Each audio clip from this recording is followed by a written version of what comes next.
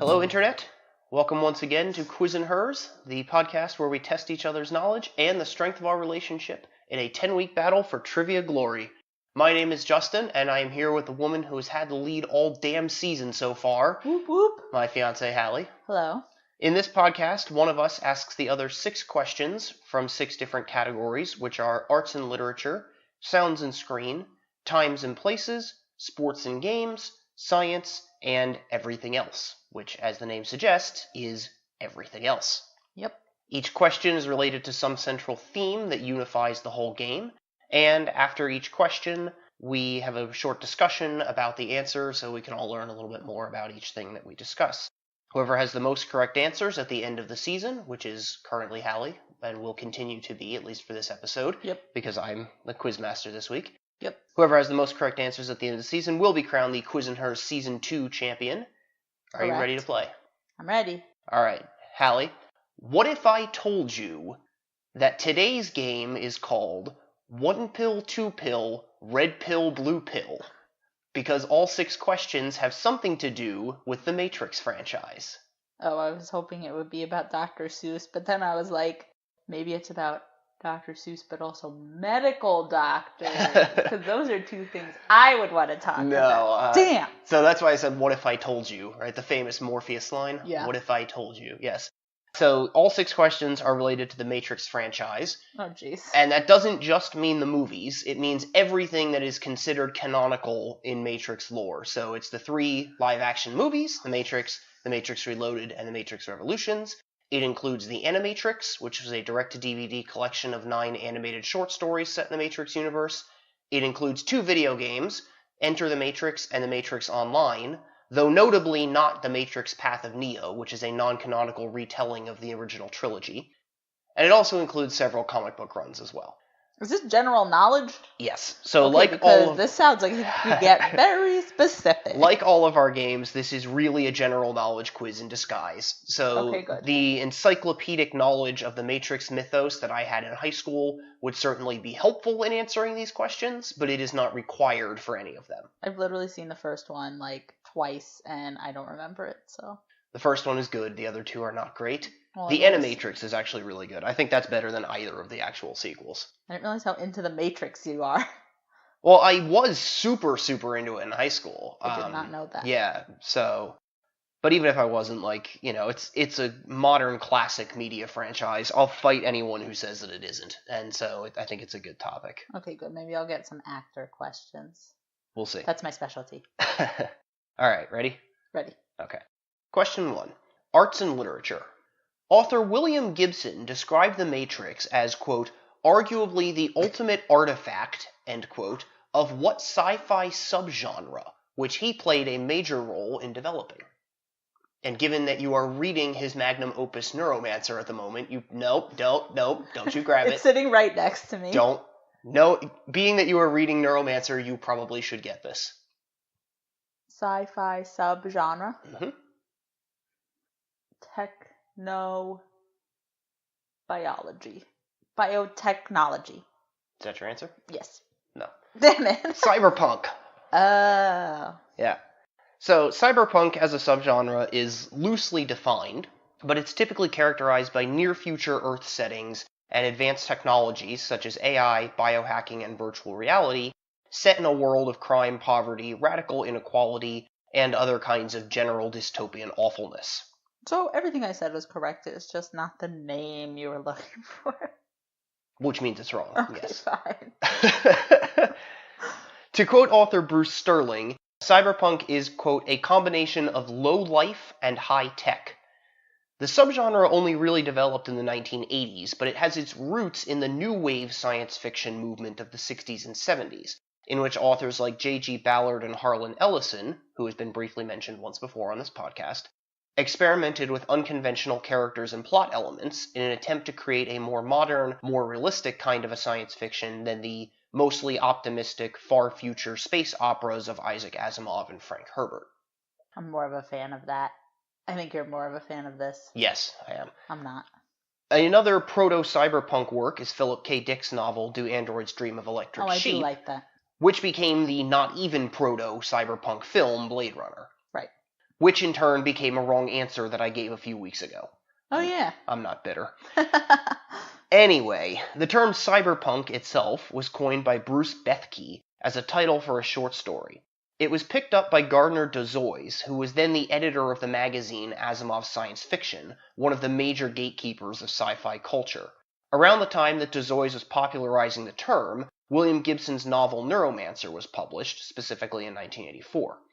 The book essentially cemented all of the elements of what we now think of as cyberpunk. Malevolent artificial intelligence, garishly lit megacities, misfit hacker anti-heroes living on the fringe of society, ultra-powerful multinational corporations, humans interfacing directly with computers, and conscious influence of Japanese culture. Neuromancer spawned so many imitators and derivative works that cyberpunk had eventually exhausted itself as a literary genre 10 years later. Works like Neil Stephenson's 1992 novel Snow Crash satirized the genre's excesses, and most sci-fi authors moved on. But another way to think about it is that cyberpunk had just become so mainstream that it just sort of integrated into science fiction more broadly.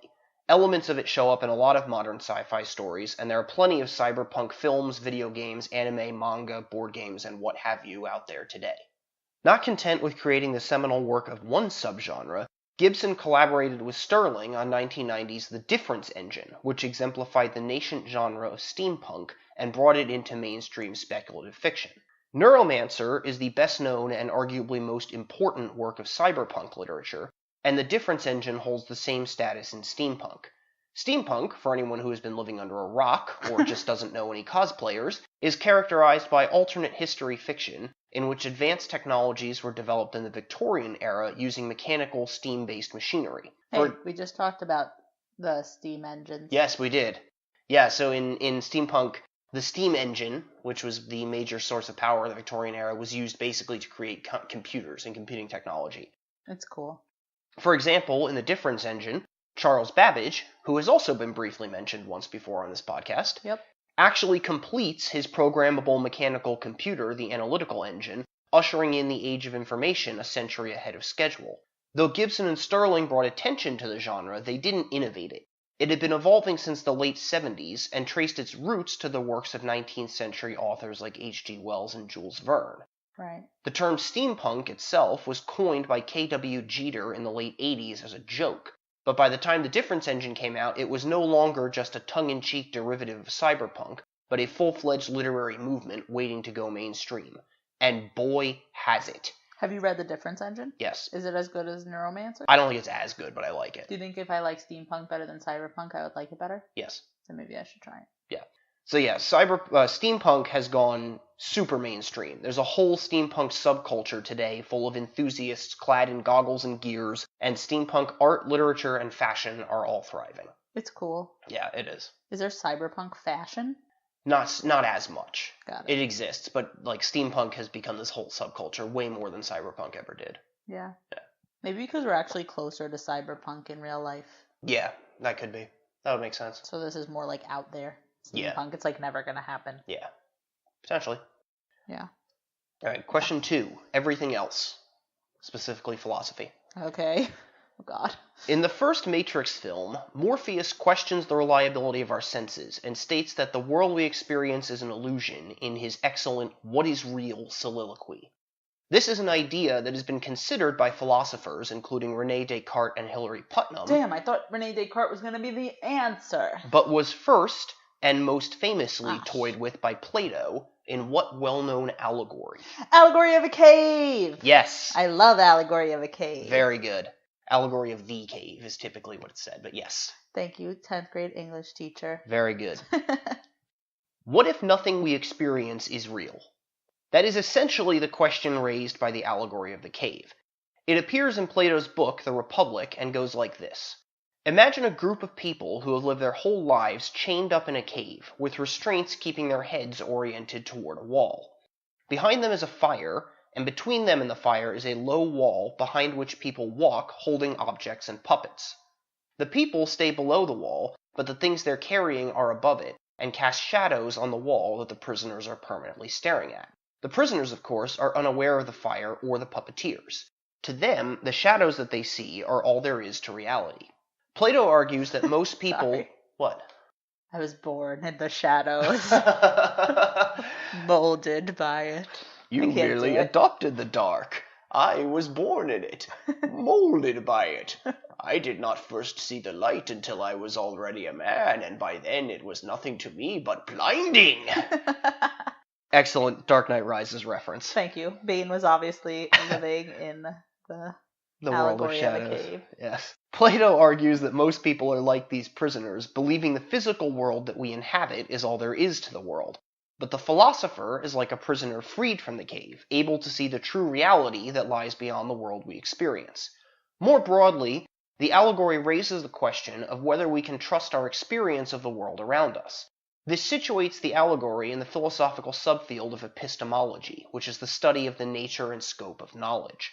Epistemologists ask questions like, what does it mean to say that we know something? How do we know that we know something? And even, can we ever really know anything at all? I'm making a mind explosion thing. The basic idea of the allegory of the cave reappears in later philosophical writings. One of the most famous updates was considered by Descartes in his 1641 book Meditations on First Philosophy. Descartes describes an evil demon who uses all of his power to create the illusion of a world and even of Descartes' own body. In René's own words, I shall think that the sky, the air, the earth, colors, shapes, sounds, and all external things are merely the delusions of dreams which he has devised to ensnare my judgment. I shall consider myself as not having hands or eyes, or flesh or blood or senses, but as falsely believing that I have all of these things. This thought experiment was part of Descartes' method of, quote, systematic doubt, which ultimately led to his famous conclusion, I think, therefore I am. Essentially, Descartes tried to give radical skepticism the best possible fighting chance he could, attributing absolutely everything he experienced to this evil demon, but found that he could not doubt the existence of his own mind, and thus that he could reject radical skepticism after all. This position is called solipsism, incidentally. So this is different than, like, the whole theory that, like, we are all in a simulation? Yeah, that is different. Okay. Yeah. Got it. But actually, I'm going to get to that now. Oh, sorry. Well, sort of. Okay. At least that you could potentially be in a simulation. Not that everyone is, but yeah. Just me? Anyone. Just one person? Well, any number of people. Look, here. So, more recently... I'm like, just me? More recently, Gilbert Harman updated this idea with his brain in a vat thought experiment, which has been extensively written about by Hilary Putnam. Suppose that some malevolent scientist removed a brain from its body and wired it up to a supercomputer that sent electrical impulses to the brain that perfectly simulate the experience of existing in a body in the world. Since we have no way of knowing if we are a brain in a skull or in a vat, we cannot trust that what we experience is real.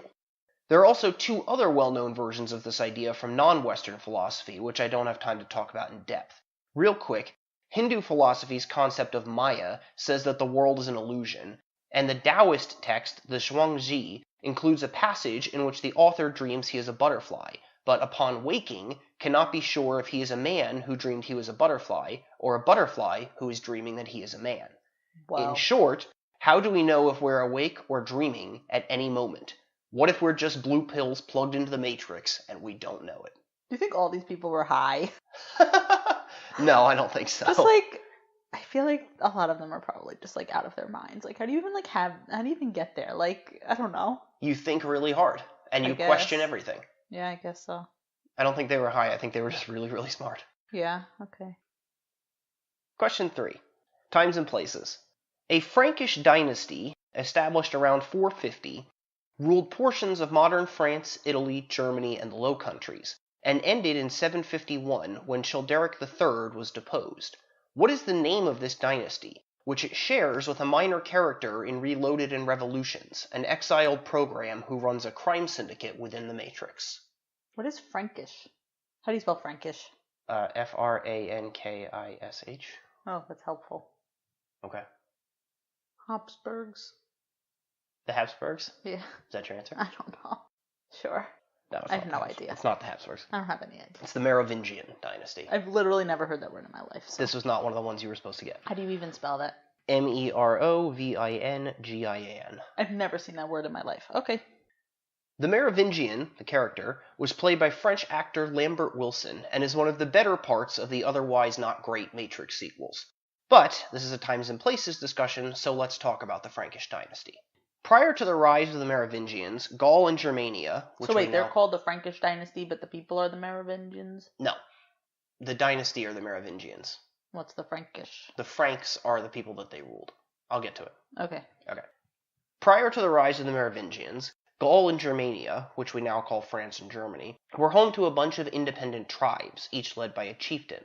The Merovingians came from a tribe called the Salians, and the dynasty was supposedly founded by a chieftain and warlord named Merovech around 450 AD. The sources I found describe Merovech as, quote, semi-legendary, which is a term that I always find puzzling. Yeah. There's no contemporary evidence for his existence, and he's really only mentioned in later sources as the ancestor of Frankish kings that we actually do know something about. Also, his father was a sea monster, apparently. Of course. So I'm pretty comfortable describing him as legendary, if only for that reason. Yeah.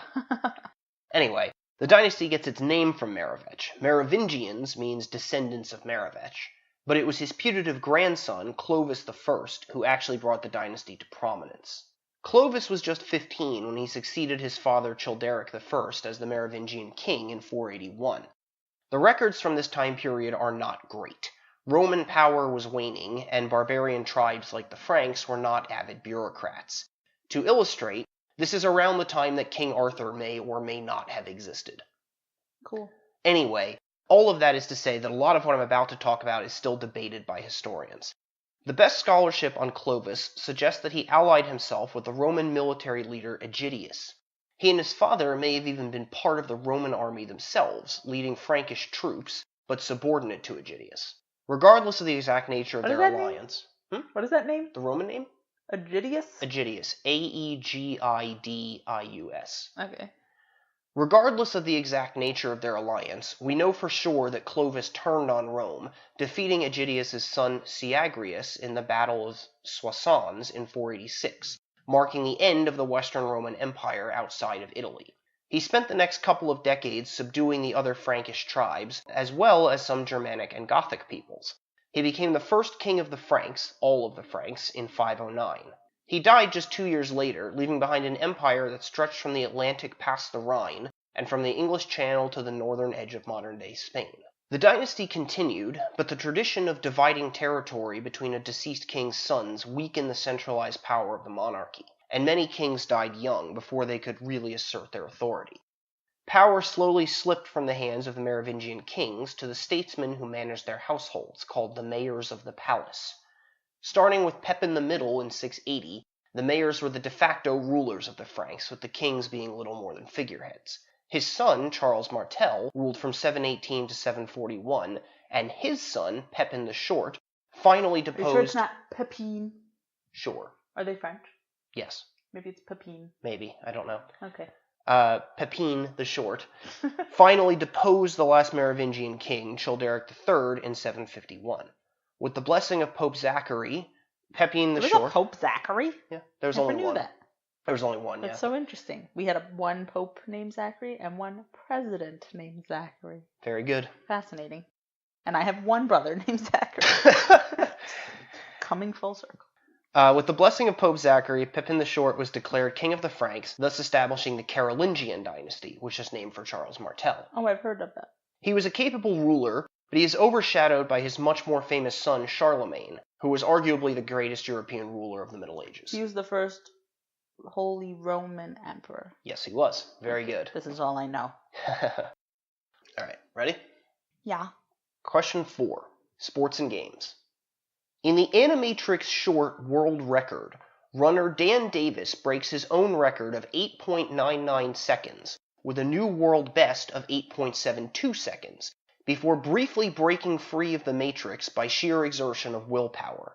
He was competing in what track event in which he would have absolutely shattered the actual world record of 9.58 seconds? The dashy one? I need the distance. 100 meter. Is that your answer? Yeah. Yes. Oh, thank God. 100 meter dash. I was like, I have to know this. Yes. So the clue there was that the world record is 9.58 seconds. Is it Usain Bolt? Yes, it is. Nice. As I'll talk about, the 10-second barrier is like a big thing in the 100-meter dash. It's the only event that it's even humanly possible to do in less than 10 seconds. Is he the only one?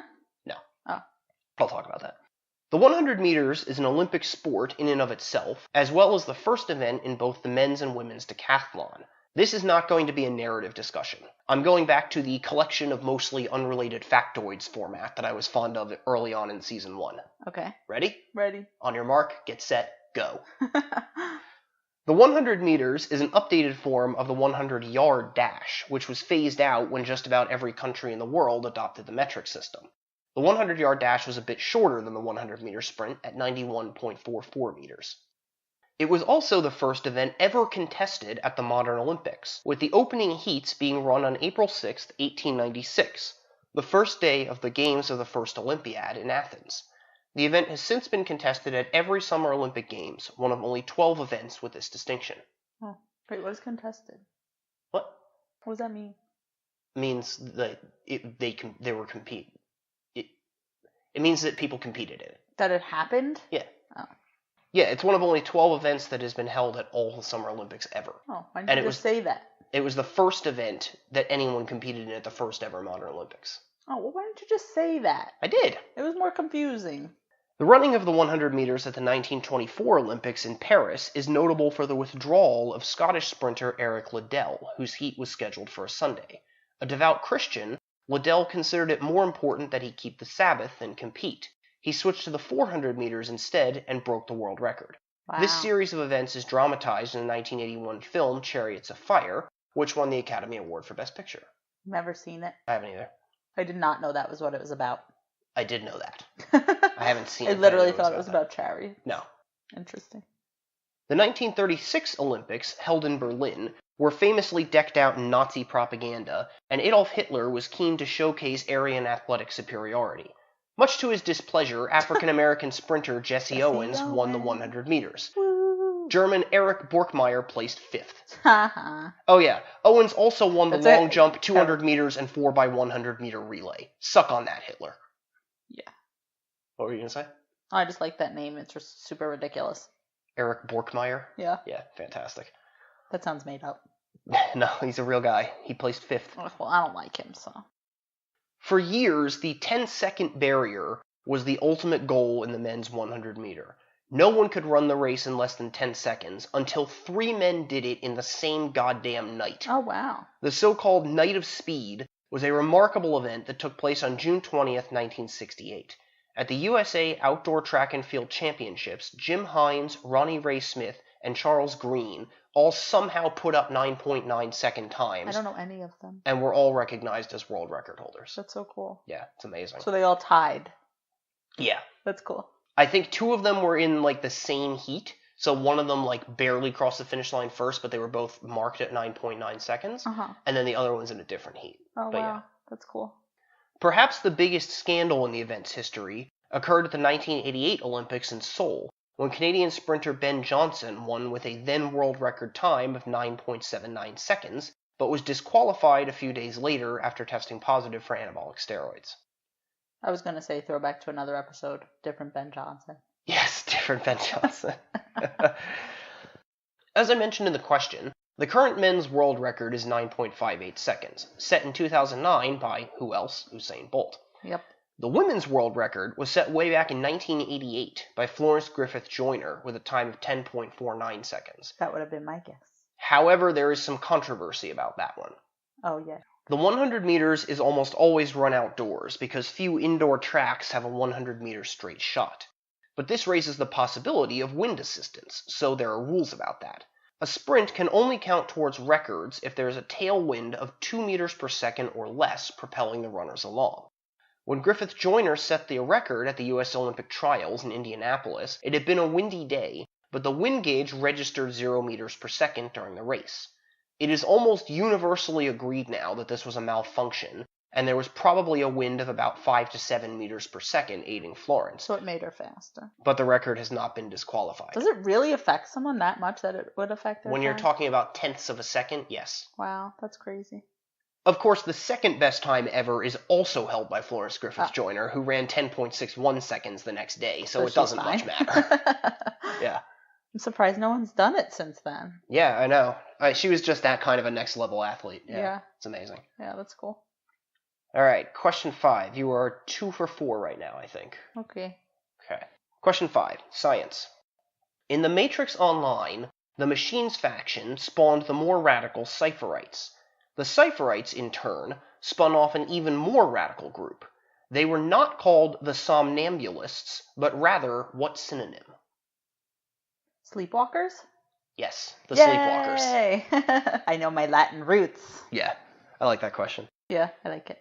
This discussion will have nothing to do with The Matrix Online. Thank God. That question was just a sneaky way to bring up sleepwalking, which is the weirdest fucking thing I've read about in quite some time. Cool. Sleepwalking is one example of a class of sleep disorders called parasomnias, which also include night terrors, REM sleep behavior disorder, which has similar symptoms to sleepwalking but occurs during a different phase of sleep, exploding head syndrome, which involves hearing loud gunshot-like sounds while falling asleep or waking up, and is therefore not quite as deadly as it sounds. That sounds horrifying. Yes, but your head doesn't literally explode, so yeah, but at least imagine, there's that. You just keep hearing, a really loud... Terrifying. Yeah. And recurrent isolated sleep paralysis, which I myself have occasional bouts of. That's not really relevant to this discussion. I just like to take any chance I have to say that no matter how many times it happens to you, sleep paralysis never stops being absolutely fucking terrifying. I'm glad it's never happened to me. It's the worst. You've mentioned.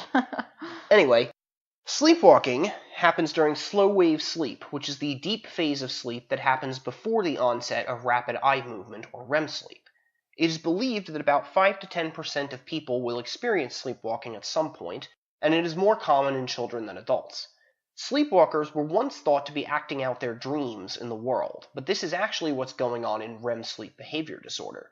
Sleepwalking happens during a phase of sleep when dreams are rarely reported, so sleepwalkers seem not to be acting on subjective experiences, but rather interacting with the world in an odd state of consciousness in which they are physically asleep, yet more or less aware of their surroundings, but usually cannot form memories of their actions. It's crazy. Yeah. Related to this point, the eyes are open during episodes of sleepwalking, but sleepwalkers are usually described as having a blank or glassy expression.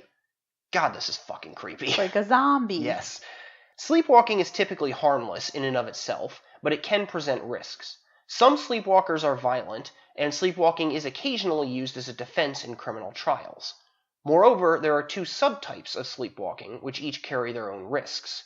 Sleep eating I was just gonna say sleep eating. Sleep eating is exactly what it sounds like, and sleep eaters tend to prepare food before eating it, risking burns, cuts, and so on. Did you ever see the videos of the sleep eating? So yeah.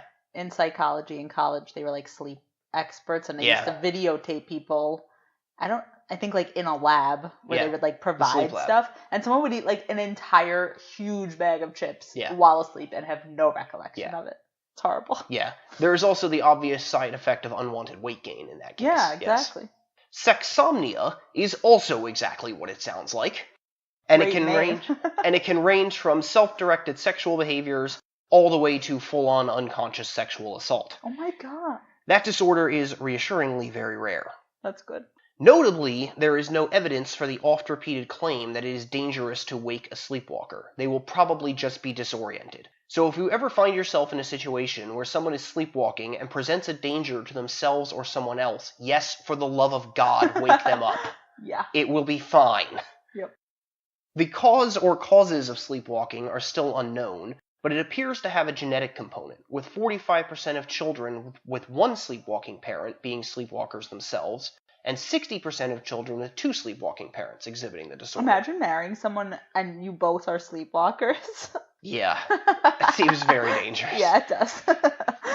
It can also maybe be triggered by some psychiatric medications, though most evidence of this is anecdotal, so we don't really know. I'll finish with a little interdisciplinary fact that any trivia buff should know. One of the most famous moments in literary history is Act 5, Scene 1 from Shakespeare's Macbeth.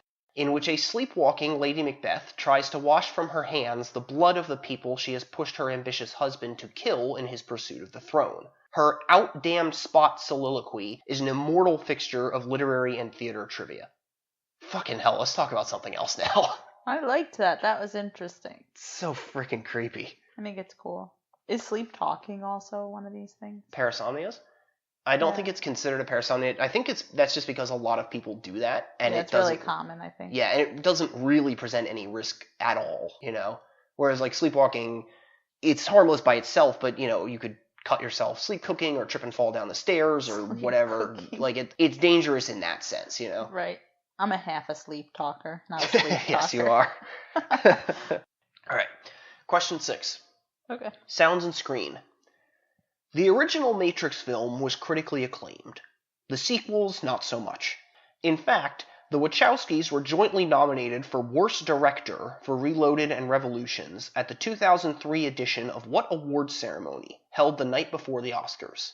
The Razzies? Yes, the Golden Raspberry Awards, aka the Razzies. That's so funny. That was a super easy question, but I thought this would be like a fun thing to talk about, so I went ahead and went with it. The Razzies are interesting. Well, that's like the same as with Android last time. Yeah.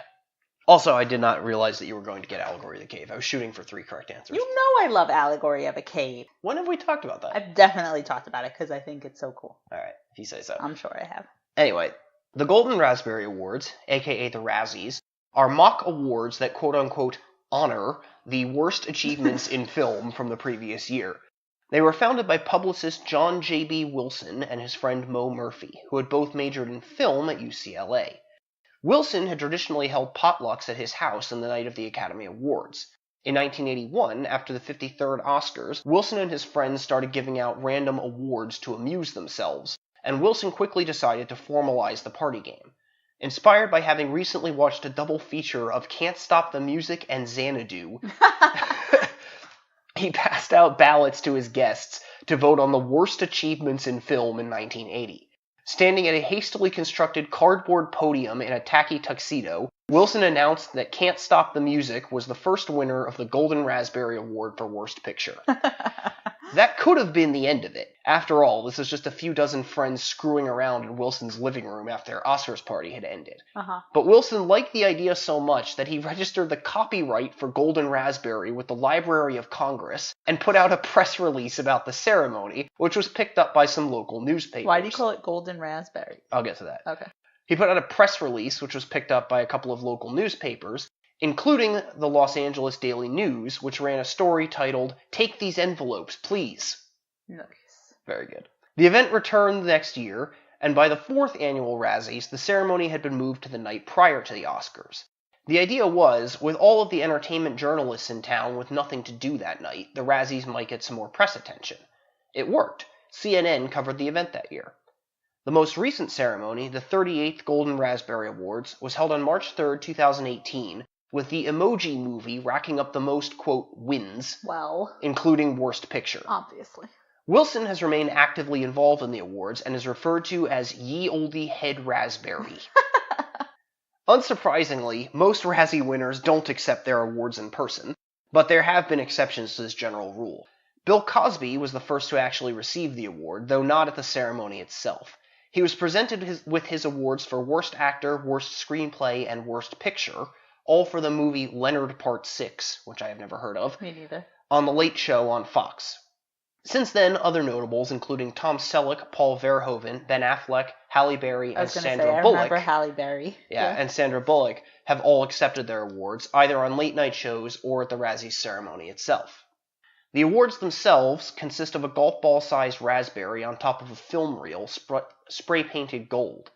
The name comes from blowing a raspberry, which is definitely the response that most of these films that have won these awards inspire. Nice. The winners are voted on by members of the Golden Raspberry Award Foundation, which consists of journalists, film professionals, and movie fans. Apparently, anyone can join for $40 with a yearly renewal fee of $25. That's so funny. This isn't the Academy, after all. Right. That's cool. Yeah, I like that. Is it televised? No. Gotcha. No, I don't think it is. Who goes? Just like people. Yeah, I think it's just fans of the Razzie Awards. That's funny. Yeah. And it's still the night before the Oscars. Yes, it is always the night before the Oscars. That's cool. Actually, so some like entertainment journalists will go to the Razzies and They cover report on it. Yeah. Yeah. That's funny. Yep. All right. So you got 4 answers today. So you're now up 11-6. Is that right? Yeah. Oh boy. Yeah, but you got 4 in my last game. Yeah, I know. I'm still playing from behind though. Sorry. Anyway, we'll see if I can make up some ground next week. In the meantime, you can get in touch with us. We're at Quiz and Hers on Twitter, Facebook, and Instagram. You can email us at quizandhers@gmail.com. We're on all podcast platforms, so be sure to subscribe. And if you like what we're doing, leave a review. Or just tell somebody else about the show. If you have a trivia buddy you do pub trivia with or whatever, tell them about the show. And yeah, we really appreciate it. Yep. Thanks for listening, guys. We'll see you next week. Bye. Bye.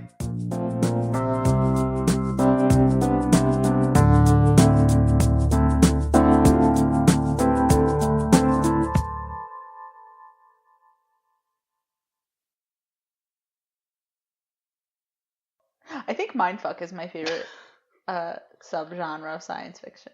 Because I think I'm more about, like, the mindfuck part. Like, I'm more interested in, like, the mystery and, like, the blowing your mind stuff as opposed to, like, the details of, like, this corporation and who's putting the I don't even know what's happening. I'm really struggling. Well, it's very confusing. Just wait, because Neuromancer is going to fuck your mind hard and rough at the end, so... I mean, I hope I'm capable of being mindfucked by it, because I don't know what's happening. I'm struggling. This is going at the end of the episode. Okay. Why? It's good banter. Like, just put it smack in the middle. Because I'd have to edit it back into the sci-fi section, and I don't feel like doing that. Oh, fine.